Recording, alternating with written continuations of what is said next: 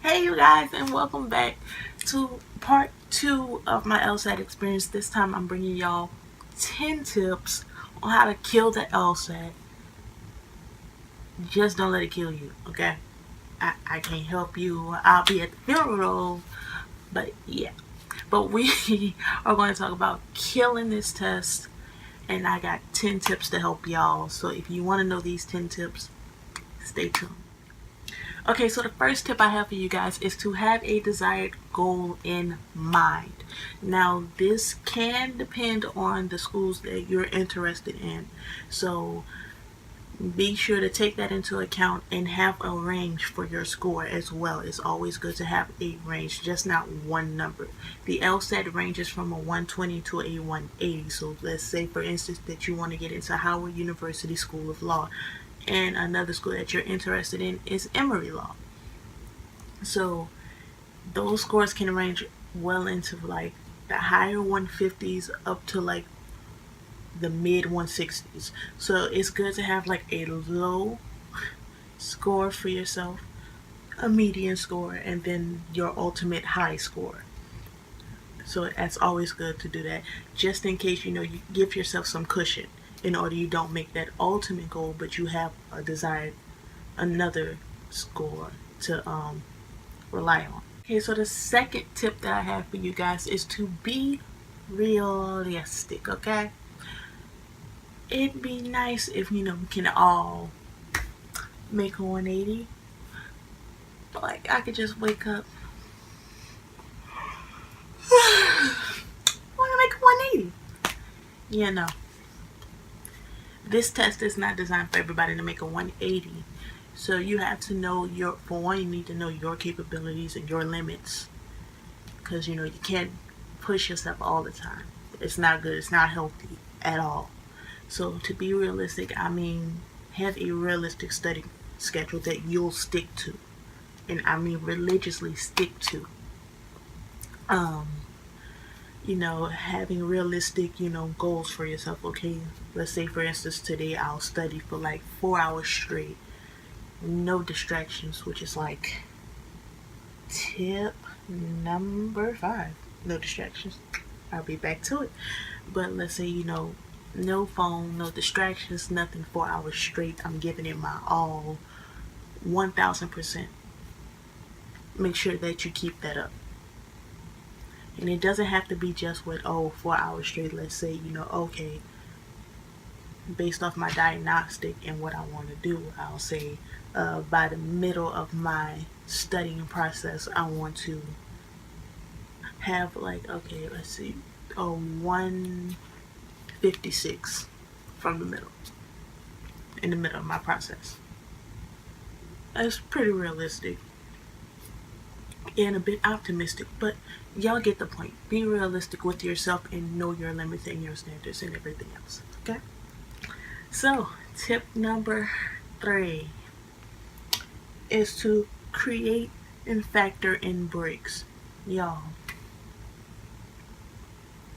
if you can go like literally from, because this test, it's not just a regular college test. Oh, I'll study night before. It don't work like that. First of all, this test is too expensive to be trying to study day before. No, don't do that. This test is actually months, and you're consistently looking at this material for months. It can get tiring on yourself. So this test is logic that gets very demanding on your soul, your mind, your body, everybody, anybody. It's very tiring. So you want to factor in those small breaks away from the books. Watch a YouTube video for like 15 minutes. Stuff like that. Now, don't break for like 3 or 4 months. What you doing? What you doing? No, I didn't say that. Okay, you don't put that on me. Oh well, Keisha said that I should take small breaks. No, I said like 15-minute breaks or even a day break. Sometimes you're not feeling it that day, and it's like I can't get this score right. Blah blah blah. Then it's good to take like a day away.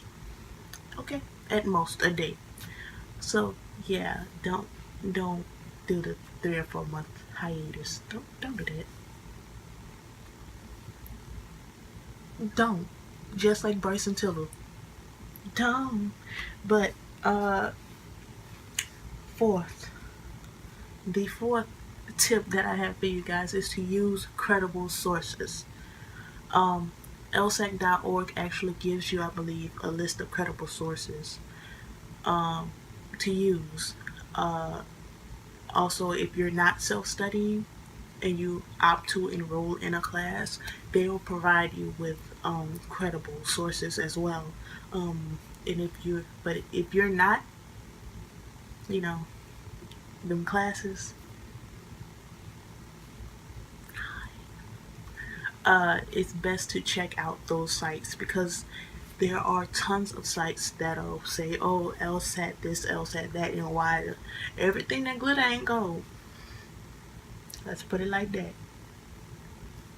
Not all of those sites are credible. So just make sure you do research on those sites and figure out what sites that you're most comfortable with using. Number 5 is to stay consistent and no distractions, okay? So by staying consistent, I mean studying every day, even if it's just for 3 hours a day, because that is what I did. I studied every day for 3 hours, like 3 hours nonstop. Sometimes it'd be like, actually, I think at most I've studied like 6 hours, 6 or 8 hours a day. Just being consistent with that and making sure that you're on top of it, and by the time you get to the test, you won't be surprised by what's next. That is the end goal. You should not be hyperventilating the day of, talking about, oh my god, oh my god. No. Okay, nah. That's number one. That's not cute. And if I was in that room, I'd probably laugh at you. And tell my friends about it, and then we'll laugh together. Like, like your end goal should be to be comfortable with the test and be familiar with everything that's in that test. Whatever's coming next, before it, whatever. Just be consistent. That's how you'll be able to get comfortable with the test. So just be consistent in practicing and studying and all that great stuff, and no distractions. You cannot bring your cell phone there into the testing room with you at all. So it's best to mimic those testing environments. I know there's an app that mimics the environment, because you will have people coughing and people's stomachs growling, sneezing, rustling papers, writing hard, erasing.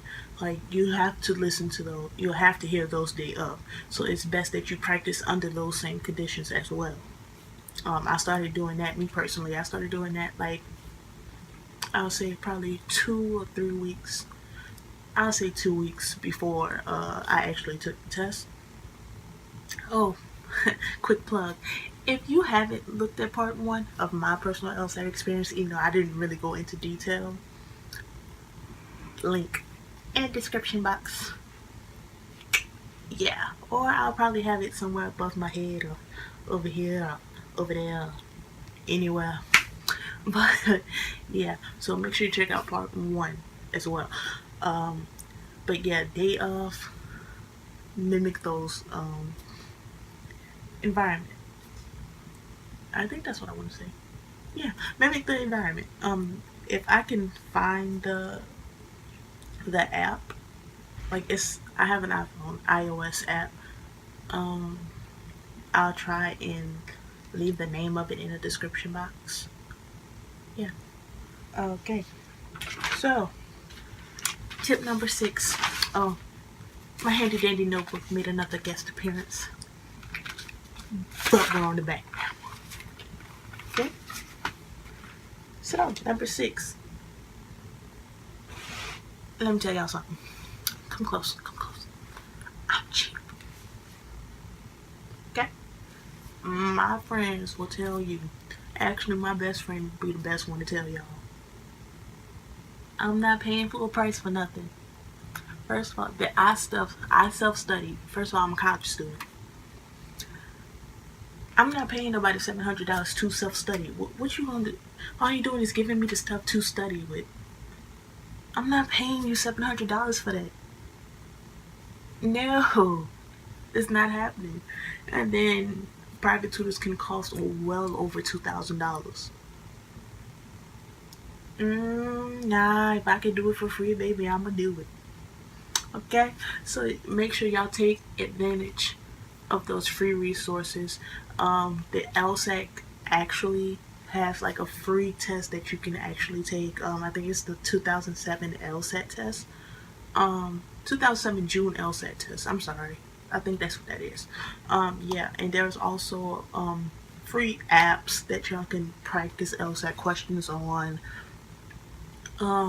There's like credible YouTube channels that actually teach you and go through like logic games and reading comprehension and logic reasoning and all that stuff. I know for me that I used the seven sage I'm sorry, seven sage YouTube channel for like my logic games. That's how I was just like, okay, I was going through, just breezing on through.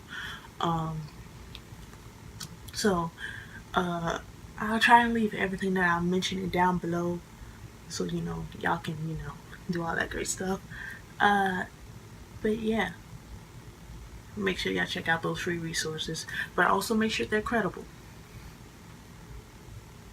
Like 7 LSAT Max, I think is another good one. 7 Sage has an app as well that you can use. There are different things that you can use that are free, because if you like me and on a budget, baby, you ain't getting no money from me, okay?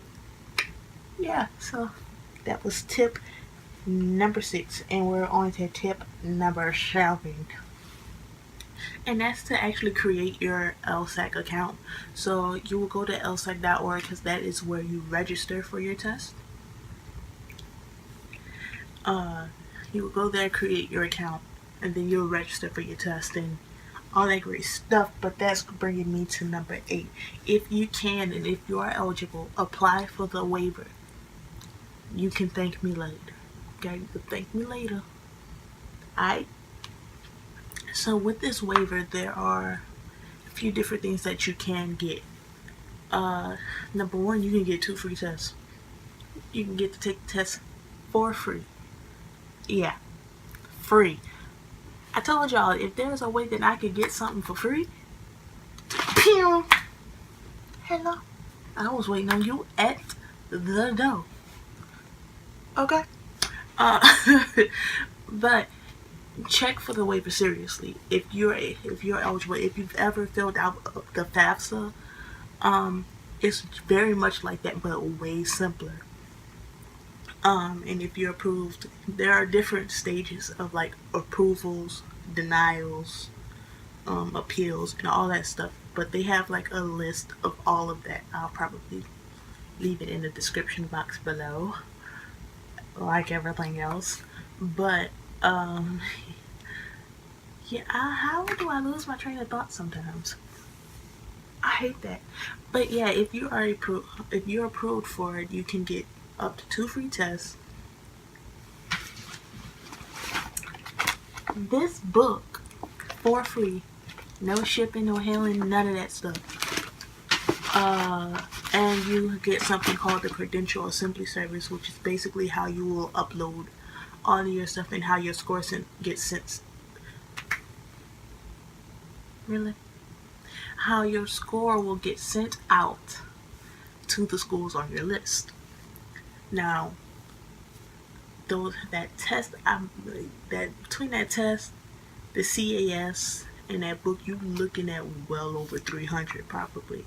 So getting all that for free, that can really help you if you can. Once again, check to see if you can apply for that waiver. Okay, so now we're almost done. Almost. Tip number 9 is to, once again, my brother Bryson Tiller said it best. Don't, okay? Do not, if you don't take nothing else from this video, don't. Do not. I repeat, do not practice the day before this test. Don't do it.